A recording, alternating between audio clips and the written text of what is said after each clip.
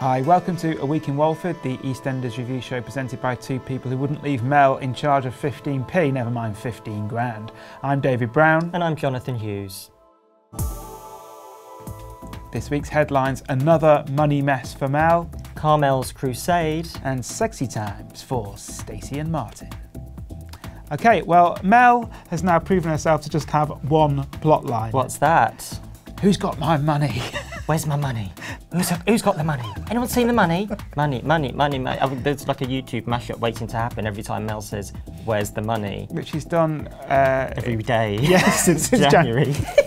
So first of all, she was after the money from the heist.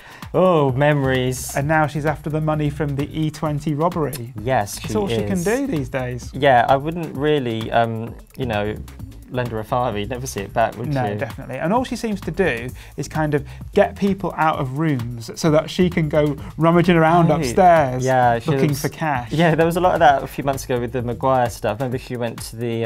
Ben's house. She went to Ben's house and then she went to the Undertaker's. Oh yeah, that's right. And but this week, yeah, she was in the Beals. I think, was she looking for this necklace that Kathy had from the heist? It wasn't really followed up. That's right. So yeah, that was another Mel trope, isn't it? How to clear a room. What I was distracted by though was what Mel was wearing.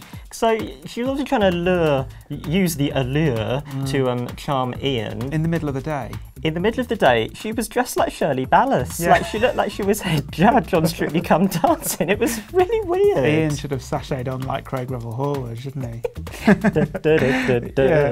Yeah, that was odd. Very strange. Yeah. But are they kind of not looking in the one obvious direction for the money? Oh, who's got the money? I'll tell you who's got the money. Sharon. Sharon the klepto. Sharon is one big old klepto. So Sharon had the money all along, as it turned out months later after this heist business. Yes. Why have they not asked her? I think, my theory is Sharon's basically going around nicking stuff. She can't help herself. All round the square. All round the square. She's going to be in the Vic. You know how they have like dry roasted peanuts hanging on cardboard things? Yes, I do. She's going to be like, "Hello Linda, get us a G&T." And when she's not looking, swipes.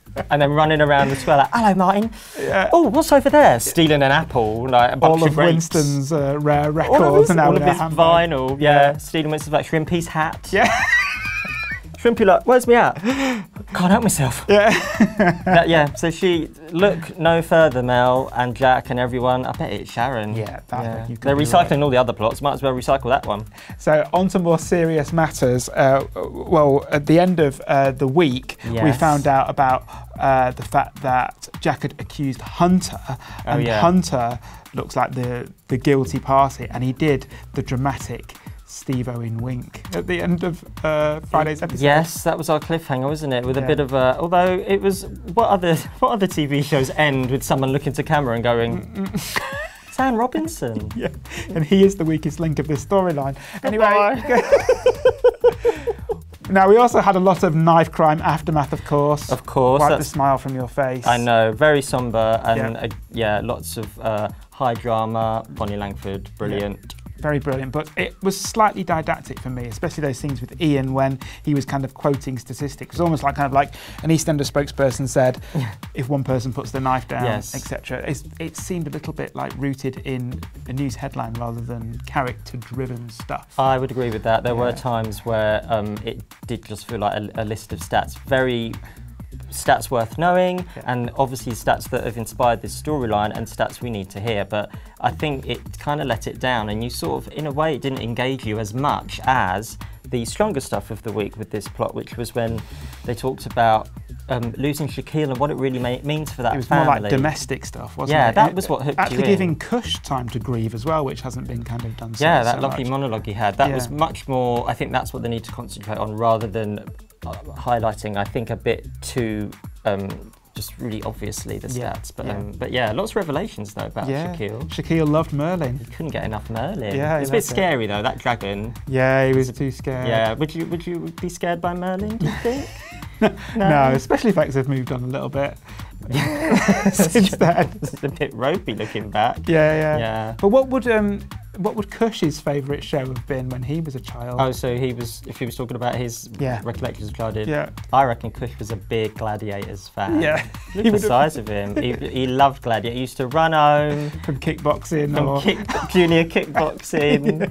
And he'd say, Mum, I watch Gladiators. And then he would dream one day of looking like one. Yeah, and job done. Yeah, I mean, he kind of... What would be his gladiator name? Oh, if he was a gladiator? Yeah.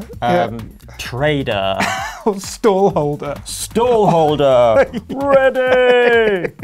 Or dancer. Yes. When he did his Strictly Sequin. Sequin. And then Carmel in the audience with a big foam. Yeah, go on, Cushy. That's my son. That's my boy. Go on, Cushy. I mean, my other qualm about the knife crime storyline is that so often in the past, EastEnders has kind of advocated violence as a way of solving problems. Well, just get Phil Mitchell involved, and he uses violence as the solution. With a baseball bat, or like the whole kind of thing at Christmas with the heist, where they formed a gang to perform the robbery, and now they're saying, "Oh no, don't get into gangs." Don't get into gangs. But yeah, 3 months ago they were running around with shooters. And they all ganged up on Aidan. Yeah. It's kind of a mixed message, isn't it? Because EastEnders does use violence. Violence is a very big part of the show. But it's a problem solver a lot of the time. Yeah, it is. Especially where the Mitchells are concerned. So that sits a little bit uneasy with me. I don't think anyone's really wanting to draw much attention to that, but there you go, it's there. Yeah, but anyway, let's go on to some more fun-based storylines, which is fun. Stacey and Martin. Yeah. It was all... Wow, wow. They can't get enough of each other, and they're not, well, they are technically now back together, but since they split up, there's been more talk of their sex life than the whole time they've been together. Yeah, and what a sex life it was this week. Woof! If the vans are rocking, don't come a knocking. They were getting jiggy in the shed, Ted's shed, very disrespectful to Joyce's ashes. Over Dot's table. Yeah, which apparently has seen a lot of action according to them. The sofa. Yes. Yeah. That's right. And then finally in the van. Was it in the van. I mean, first of all, what's Dot going to say when she finds out they've been at it? Oh, I say. Oh, what's going on here? I have to get a cloth to that. J-cloth. I have to get a J. Oh, Sonia, it was like some blue movie. So that's pretty filthy. Where else could they have sex? The list is endless. I think... Make really good use of that set. Yeah. Think hard. I think maybe up against the veg.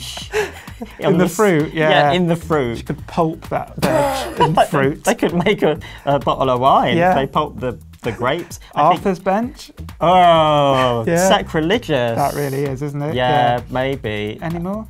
Maybe up against the Oyster card reader at Walford. Yeah, tap in, tap out. And finally on the roof of the Vic. Everyone ends up on the roof of the Vic at some point. That's where all the drama happens. Yeah. And you know what would be nice? It would really... it would be nice, I guess. It would get closure for Stacey on all the drama of Bradley jumping off that roof and all the bad things that have happened. But you know what, we've talked about this, like, how do people get up that roof? Imagine like people seeing from outside, like, who's up there? It's Stacey. There she's again. And again. And Linda going, Mick, I told you to get a stairgate. Someone up there again. What's going on? Well, you can join us in 7 days' time to find out whether Dot's table can take the strain of the passion. We'll be back with another week in Walford.